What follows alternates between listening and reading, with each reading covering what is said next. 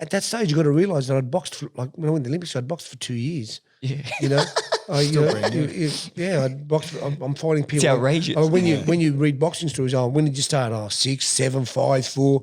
I started at 17 and a half. You know, it's a crazy story. And then you started boxing when you were 17? 17, yeah. Jeez. So I never boxed in my life. I never put a glove in my life. I never knew nothing about boxing.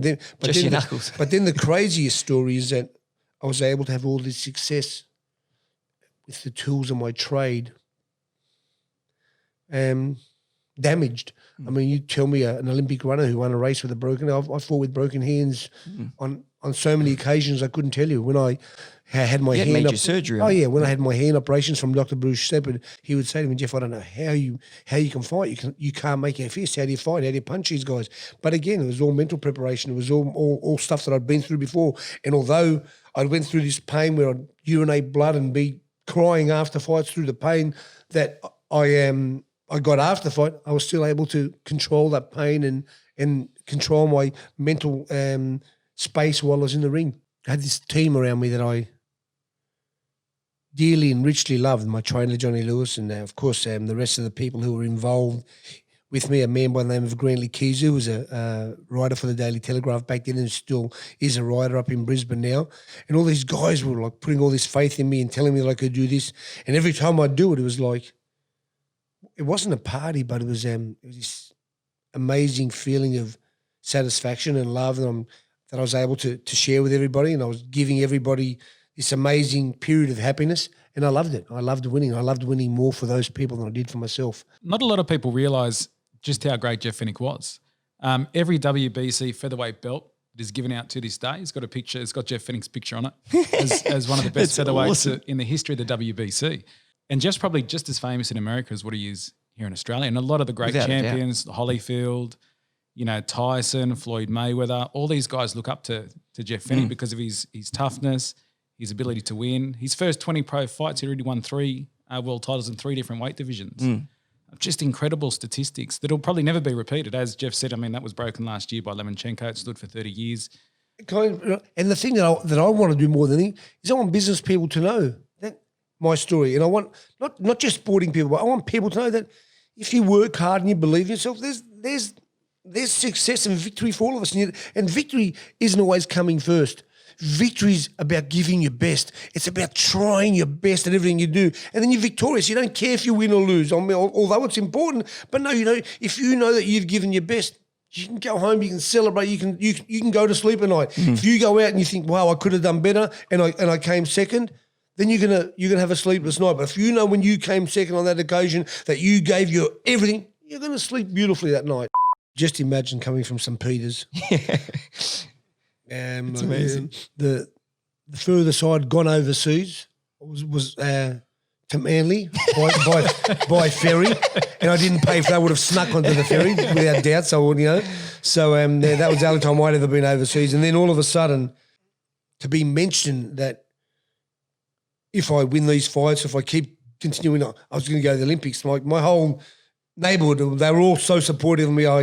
They would do raffles for me to help me travel and to make sure that I had things that other people had. So I was blessed in a way that I don't know, that the community all got behind me. Of course, I got robbed of the Olympics, totally robbed through political. Yeah, but it forced something good. Yeah, but it made me hungrier. And like I said, the greatest things that ever happened to Jeff Fenech weren't winning my 3 world titles. It was when I lost. Because when I lost, I learned more about who I was and more about what I really represent than I ever did when I won. Because when I won, everybody was around me. When I lost, I had plenty of time to sit there and think about being on my own because the people weren't around me. And I think, why?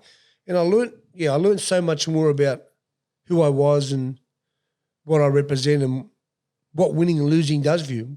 Losing taught me some great lessons. Winning never taught me anything. Yeah. Winning made me love winning, but it never taught me things. Losing made me really be the person I am today. And let me tell you something, I've made some mistakes in my life, but if anybody needs some great advice, needs some help, and they need their business to flourish, or they need their son to get a good lesson, don't take it. When they just bring in to my house, and I'll guarantee your son will leave or your business will be 20 times better when I'm finished speaking to you guys. It's the hard times that make you stronger. Times like this right now that a lot of business people are going through. Oh, definitely so. It's about uniting and doing the same thing, but having the same goal. If we all want the same goal, this can be finished very, very soon. But we have some crazy people that think we're a little better than anybody else, or think that I can't be hurt or I can't get sick. Listen, last year I was 3 hours away from death. And now I appreciate life a little more than I did then. Or I just look at life this way now. Listen, you can die at any time. At any stage, you can be the fittest guy in the world. You can be the strongest guy in the world. You can have the most money in the world.